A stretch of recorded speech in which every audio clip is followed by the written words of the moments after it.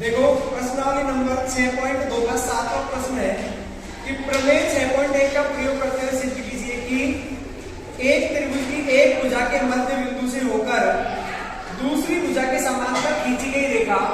तो यहाँ पे हमने ले लिया त्रिभुज ABC, इसकी एक भुजा इसकी ले ली मान लीजिए AB, और AB का मध्य बिंदु हमने ले लिया कौन सा D, और AB के मध्य बिंदु D से होकर दूसरी भुजा यानी कि BC के समांतर खींची गई रेखा हमें सिद्ध करना है कि तीसरी भुजा को मध्य बिंदु पर विभाजित करती है, यानी कि हमें E बिंदु को AC का मध्य बिंदु सिद्ध करना है।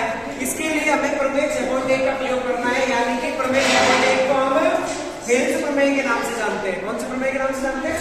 थेल्स प्रमेय के नाम से। तो सबसे पहले मैंने लिख दिया कि माना त्रिभुज ABC में AB का मध्य बिंदु D है तथा DE समांतर किसके दे रखा है हमको? BC के। हमें सिद्ध करना है कि ये जो E बिंदु है वो AC का मध्य बिंदु है।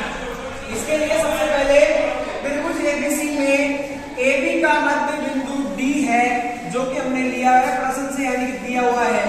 तो AD बराबर DB ले लिया हमने। AD किसके बराबर ले लिया? DB के। अगर AD और DB आपस में बराबर है तो बराबर संख्याओं को एक दूसरे से विभाजित करने पर भागफल हमें 1 प्राप्त होता है।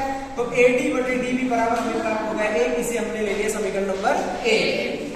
अब वापस त्रिभुज ABC में हमें DE BC के जो समांतर दे रखी थी तो हमने लिख लिया कि DE समांतर BC।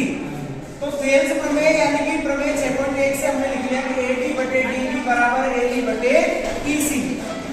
अब हमारे पास AD बटे DB का मान करने से समीकरण नंबर 1 में कितना दे रखा है? 1। तो AD बटे DB बराबर 1 रखने पर AE बटे EC का मान भी 1 आ जाएगा। हमने यहाँ पर इनको वज्र गुणा कर दिया तो AE बराबर आ गया EC। AE बराबर किसके आ गया? EC के। अगर AE और EC बराबर है तो एक कब बराबर हो सकते हैं? जब E क्या हो? AC का मध्य बिंदु हो।